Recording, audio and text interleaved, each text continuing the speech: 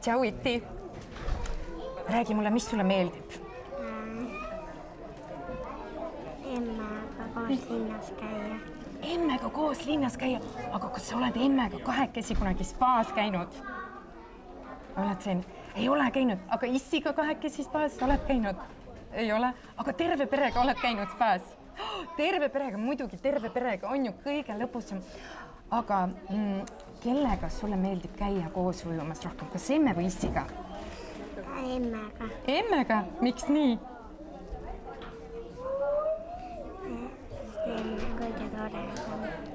Ongi nii vä? Aga kas issi ei viska sind õhku? Viskab, näed, kui tore. Kuidas ta sind õhku viskab? Niimoodi, et sa kohe sukeldud vette.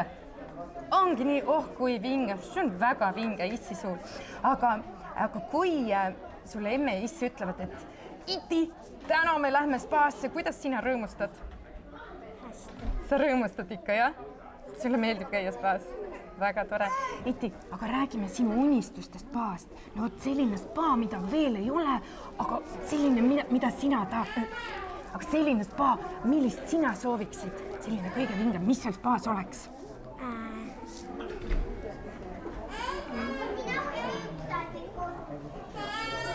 Kas seal spaas võiks olla näiteks papagoid?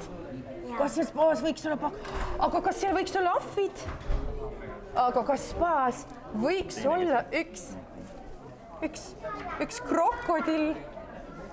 Krokodill võiks ka olla spaas, aga mis loomad veel võiks spaas olla? Kas sul on mõni lemmikloom? Kass. Kass? No võt, kassid spaasse. Oleks päris tore, kui kass oleks ka spaas. No võt, väga tore. Aitäh sulle, Iti!